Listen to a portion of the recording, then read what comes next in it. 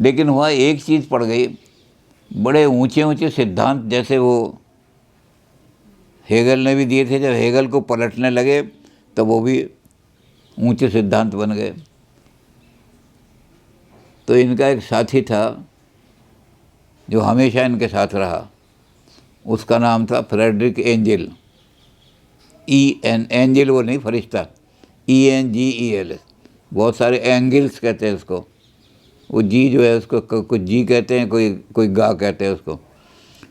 तो Frederick angles समझ लो, friend, उसने मार्क्स को एक चिट्ठी लिखी जो हमारे पास कलेक्टिव वर्क्स ऑफ मार्क्स और एंजेल के हैं, उसमें वो चिट्ठी बड़ी इम्पोर्टेंट है। उसने मार्क्स को चिट्ठी लिखी कि आप जो क्रांति करना चाहते हो वो लेबर के द्वारा करना चाहते हो। लेबर ही दुखी है, लेबर का ही खून चूसा जा रहा है, लेबर क्रांति करेगी। लेकिन तुम जो ये ऊंची ऊंची फिलॉसफी लिख रहे हो, फिलोसफिकल मैन्युस्क्रिप्ट लिख रहे हो, notes on philosophy of right लिख रहे हो और जर्मन भाषा में लिख रहे हो, तो इसको कौन समझेगा? लेबर तो समझ नहीं सकती। अच्छा, उस समय तक मार्क्स को फ्रांस से भी निकाल दिया गया था, तो इंग्लैंड में जाके इन्होंने शरण ली थी। इंग्लैंड में ही सबसे ज़्यादा हालत ख़राब थी। इंडस्ट्री के इलाके में लेबर की, मज़दूरों कारखानों में उनको सर्वाइवल वैल्यू के पैसा दिया जाता था, पेट भरने के लिए रोटी, इतनी मजदूरी बेच दिए जाते थे। अब वहाँ क्रांति करानी है तुमने, तो ऐसी बात कहो जो उसको लेबर समझ सके। तो एंजेल ने कहा कि कोई ऐसी चीज़ लिखो हल्की फुल्की जो लेबर की समझ में आ जाए। और कौन सी भाषा में लिखो? आम भाषा में। जर्मन भाषा तो बड़ी क्लिष्ट भाषा, तो इनको छोड़ो।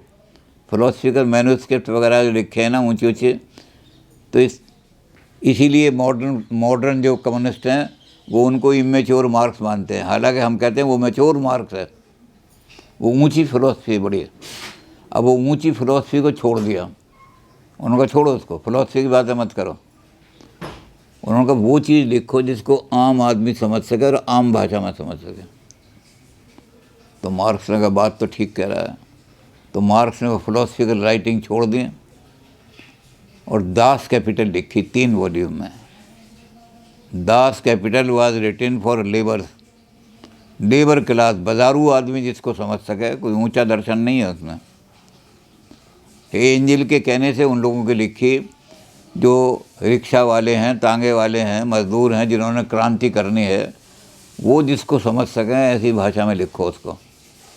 तो 3 वॉल्यूम में इन्होंने दास कैपिटल लिखी। दास कैपिटल में भी फिलॉसफी नहीं है। दास कैपिटल में क्या है कि जो सिस्टम है, जिस सिस्टम में शोषण हो रहा है, उसका बहुत बिटर क्रिटिसिज्म है।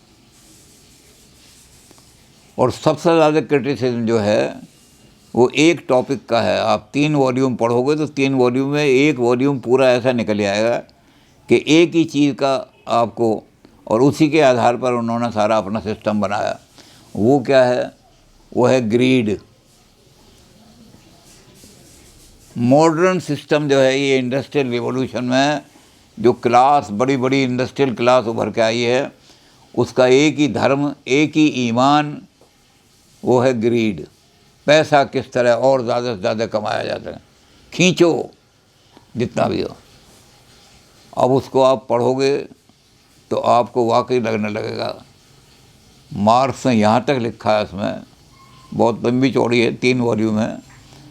यहाँ तक लिखा है, ये जो कैपिटलिस्ट है, ये जो बड़ी बड़ी इंडस्ट्रियों को खींच करके मज़दूरों को भूखा मार रहा है, इनका खून चूस रहा है, इसके लिए उन्होंने एक शब्द दिया जो कम्युनिस्ट मैनिफेस्टो में बहुत इम्पोर्टेंट शब्द माना जाता है। उन्होंने कहा ये जो है, ये तो चुड़ैल है, चुड़ैल की तरह से खून चूसने वाली है ये सारा। इसके लिए इन्होंने क्या किया? इन्होंने कहा कि इनका तो धर्म, इनका ईमान, इनका मजहब, इनका भगवान सब पैसा ही है, मनी ही इनका। उन्होंने कहा कि जो मनी नहीं है जिनके पास, उसको ये अपना मानते नहीं। और ये कहा कि चर्च के लोग जिनको मैं देखता हूँ सब पाखंडी लोग हैं, इनका क्या है, ये कैपिटलिस्ट क्लास के सब सारे वो हैं, क्या है इनका कि आप चर्च की सारी दीवारें तोड़ दो, लेकिन जो चर्च का मालिक है उसकी इनकम पे कोई असर न पड़े तो वो बिल्कुल कोई आवाज़ नहीं उठाएगा, बिल्कुल उसको कोई चर्च में आस्था नहीं है, उसे आस्था है पैसे में। और कहते हैं अगर चर्च को आप कुछ करो लेकिन उनके पैसे में वो शोर मचा देगा, रिलीजन खतरे में है। तो कहते हैं इनका रिलीजन से रिश्ते भी, इनके माँ बाप का क्या रिश्ता है, किससे रिश्ता है, जिसके पास पैसा है उससे रिश्ता है इसका। बाप बड़ा ना भैया, सबसे बड़ा रुपया, दास कैपिटल में सारा ये किया है इन्होंने। चलो मार्क्स का सिस्टम चूँकि हम लंबा चौड़ा है, हालांकि है ज़्यादातर पॉलिटिकल, हम उधर पॉलिटिकल साइंस में जाने के लेकिन मार्क्स ने बहुत कुछ जो लिखा है उसमें थोड़ा बहुत धीरे धीरे हम लाएंगे। तो सारे उनके बीज आज हमने लगा दिए कि भाई नॉलेज कैसे आती है, हिस्ट्री कैसे चलती है, हिस्ट्री का हर एक युग की वैल्यू सिस्टम कैसे डिसाइड होता है, जितने जितने मोड ऑफ प्रोडक्शन बदलते जाएंगे उतने उतनी हमारी वैल्यूज़ बदलती जाएंगी। इन सब पर हम थोड़ा थोड़ा विचार करेंगे, क्योंकि आज तो सिर्फ हमने बीजारोपण ही किया है, आधार बनाया है मार्क्सिज्म का। बहुत लिटरेचर मार्क्सिस्ट लिखा गया है। और दास कैपिटल जिसको ऊंचा लिटरेचर मानते हैं वो ऊंचा नहीं है, मार्क्स के फिलोसफिकल मैन्युस्क्रिप्ट बहुत ज़्यादा।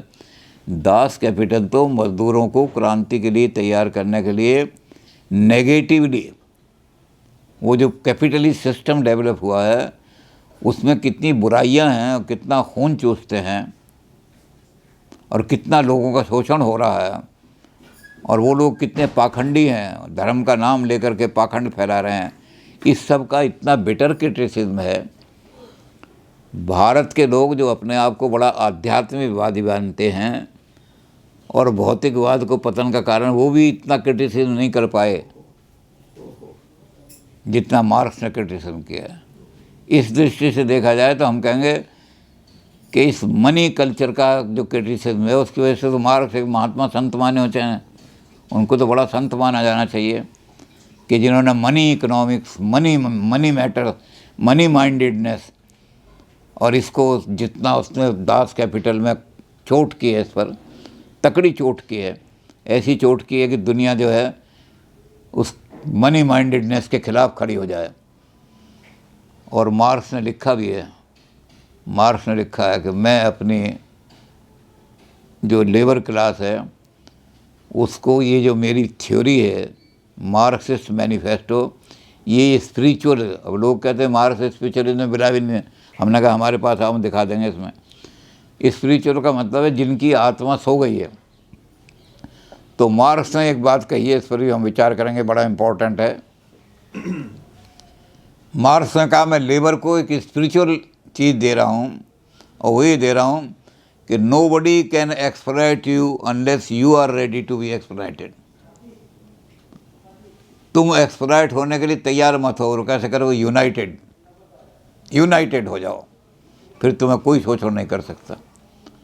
तो चलो लंबा चौड़ा है मार्क्सिज्म, थोड़ा थोड़ा बात करेंगे और कोशिश ये करेंगे कि पॉलिटिकल पोर्शन जो है ज़्यादा ना आए, क्योंकि पॉलिटिक्स में हमारा इतना काम नहीं है, हमारा काम फिलॉसफी में है।